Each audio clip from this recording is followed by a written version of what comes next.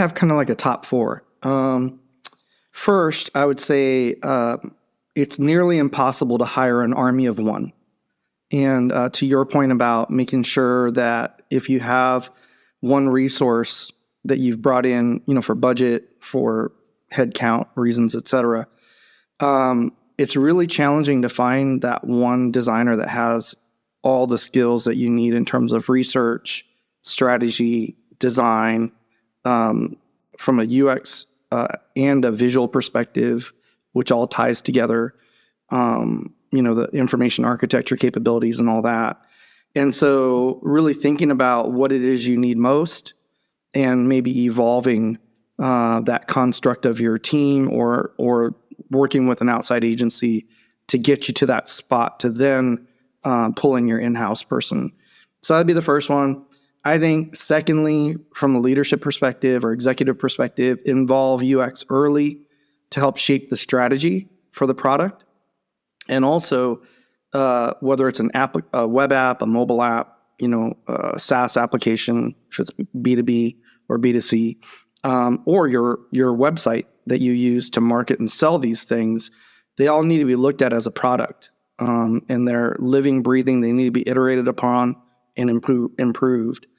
And then third is, sometimes you need to know that you got to slow down to speed up. And what I mean by that is a lot of times there's a budget, there's a goal, there's a target, and you just start running toward it as an organization. And where we see big gaps a lot of times is in the requirements, elicitation, and definition, making sure that the business objectives, the technical constraints, the brand, and the user's requirements are all defined so that the product can then be built in the right way, and using research as a scoping tool. Because if you can do research up front, you actually can reduce the amount of features, functionality, et cetera, to hit the mark with that end user that you're targeting to then become successful in that V1 and then add to it with their feedback. And so I think, trying to understand that you may have to slow down to speed up. And then the last thing is leverage UX designers, methods, leadership as an executive to help you gain alignment across silos. There's so much power in stakeholder interviews.